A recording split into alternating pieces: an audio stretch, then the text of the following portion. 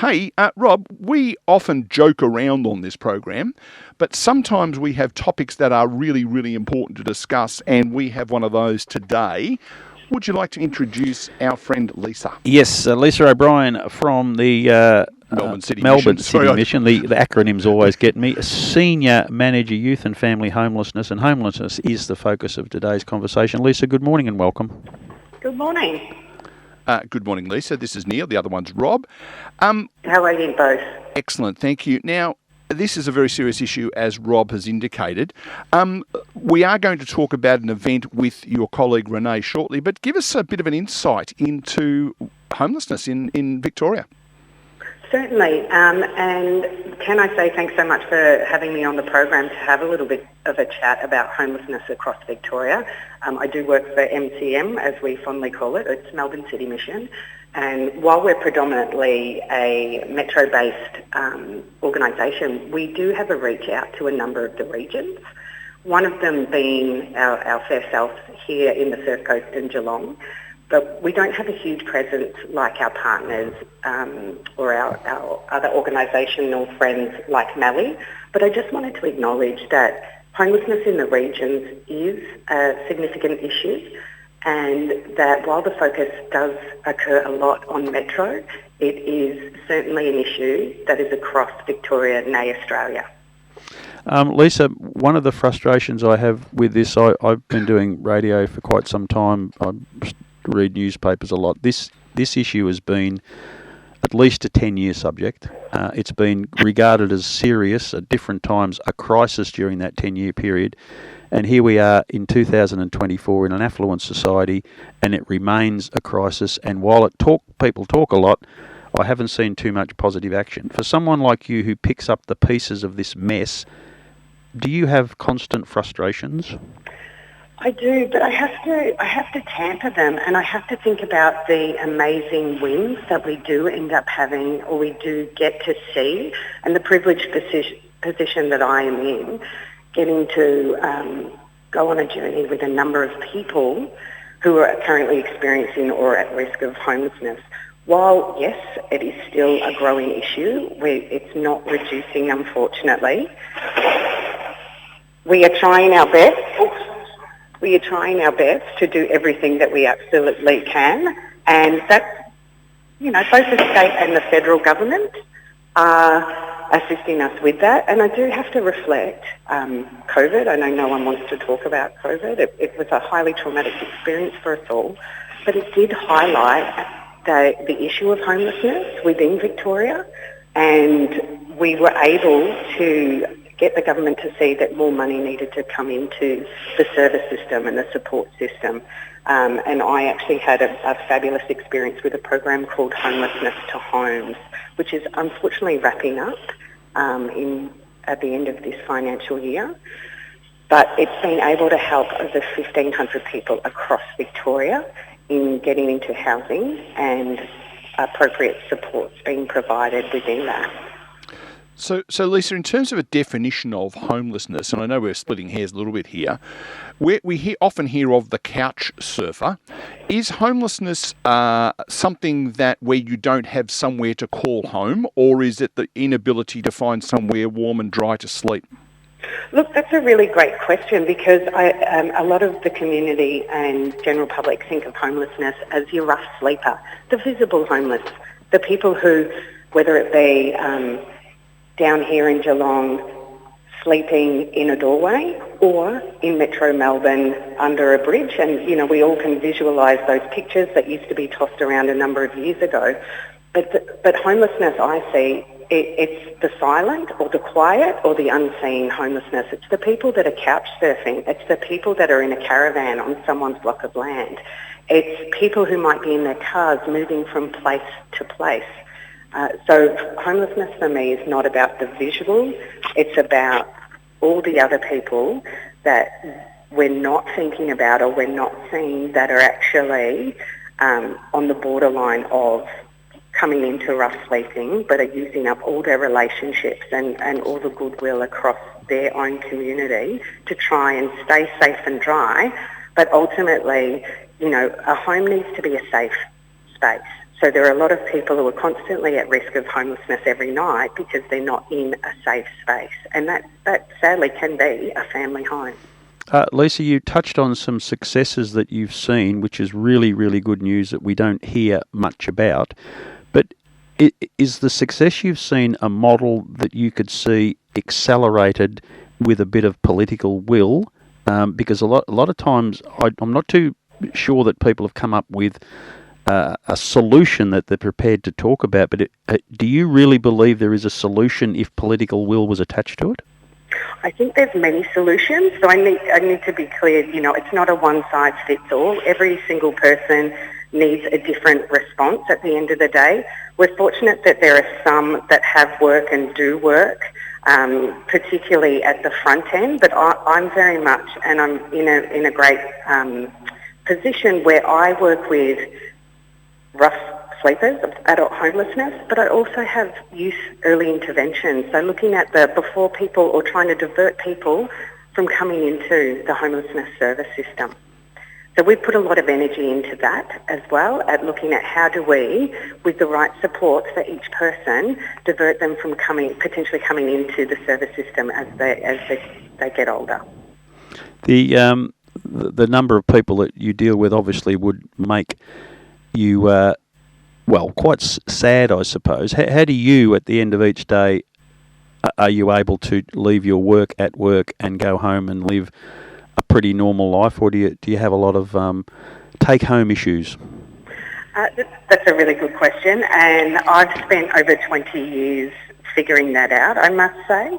Part of it is about realising that there are things you can do in your work life, but there are also things within your community or you as a person can do in any given circumstances. I'm quite fortunate that the community I live in, down here in the Surf Coast, I'm heavily involved within other things that help me connect with people, and for me that's how I can, go home at the end of the day and continue on with life.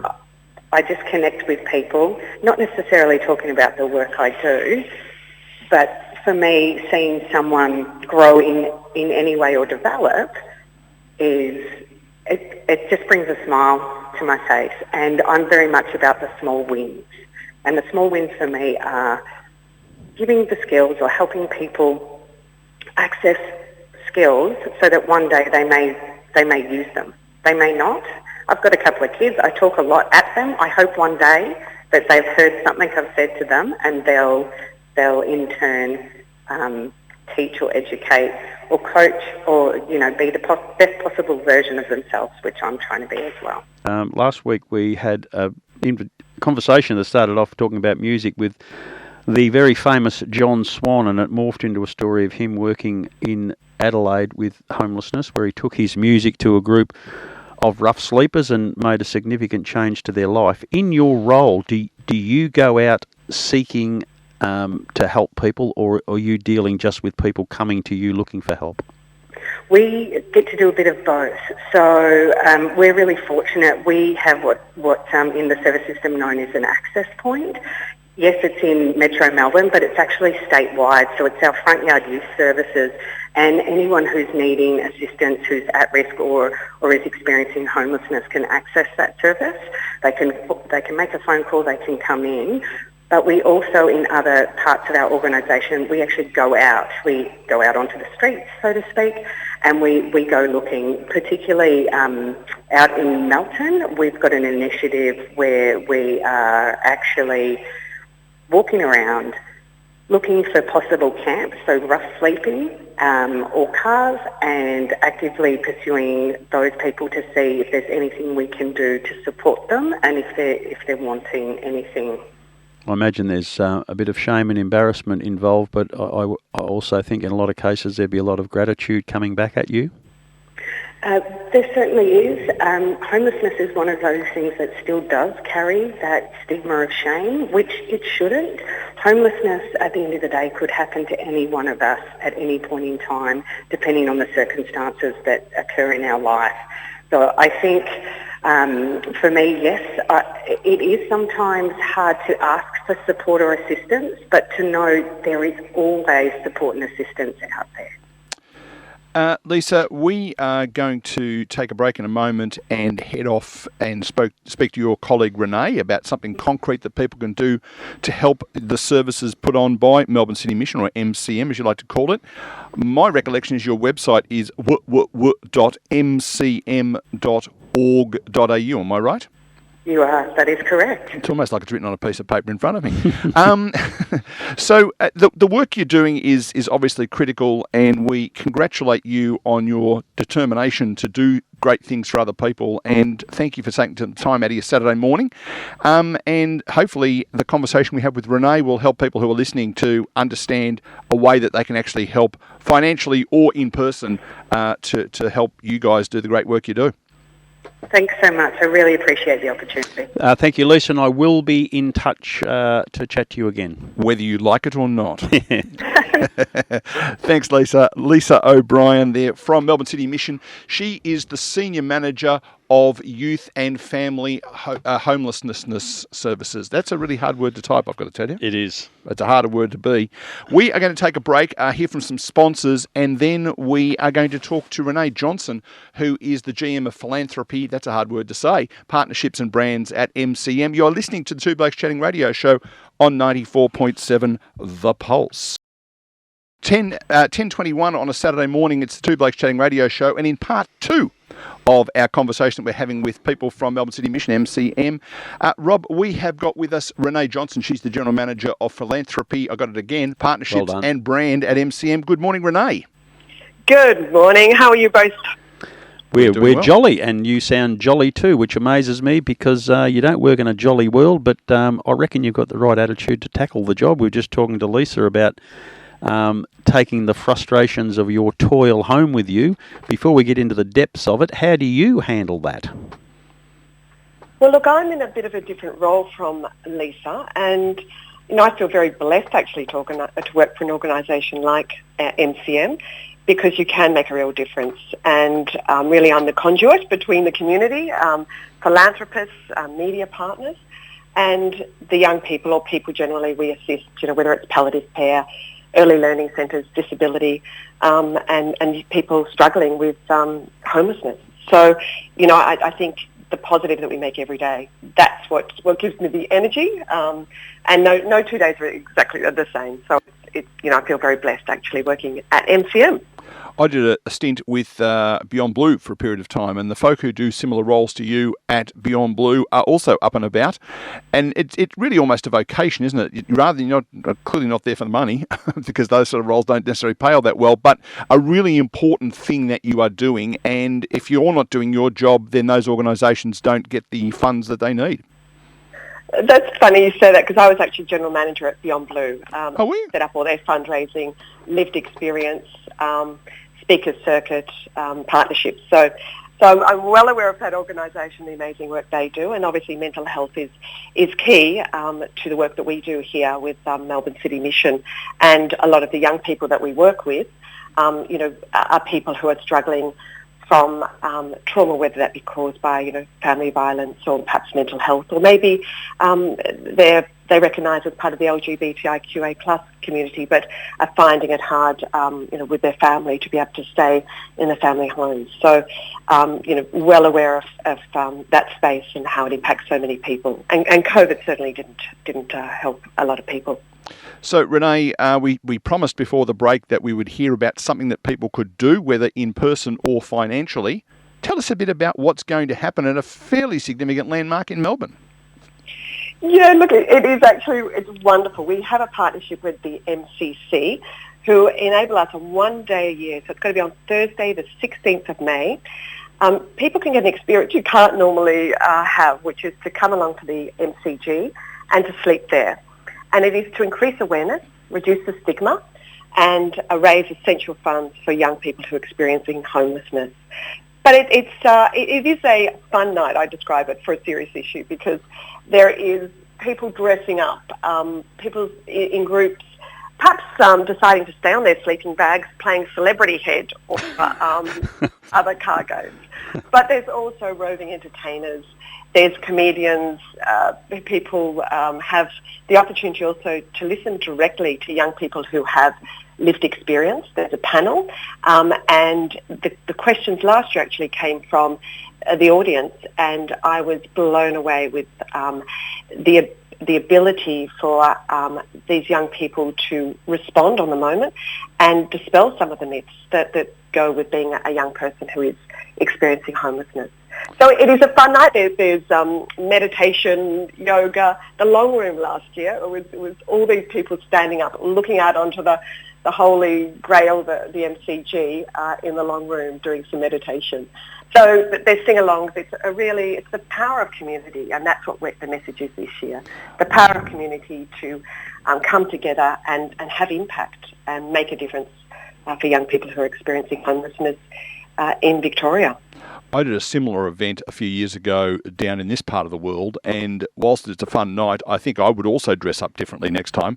I would wear a lot more warm clothes because, sleeping on a piece of cardboard on concrete in your sleeping bag, sounds like a bit of fun, but I remember saying to someone that night, at least we've got the choice to go home, whereas the folk that we were supporting don't. I guess to put yourself out for a night, you can mask it in fun, but there's a really important message underneath. Imagine having to do this and having to do it every night. Look, most definitely. Young people don't choose to be homeless.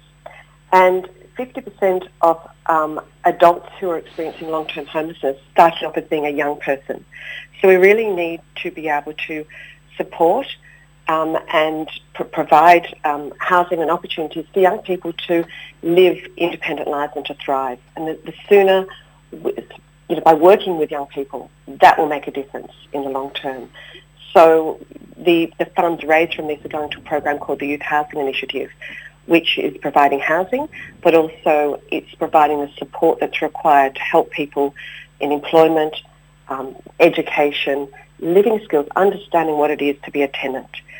So that is why we do it. We very much, we're been around for 170 years in Victoria. Rob remembers it being launched. I love that. It's 170 years. We'll celebrate it later on this year. And, it's really, we are a leading service provider in the youth space, and we know what needs to be done. We understand the gap.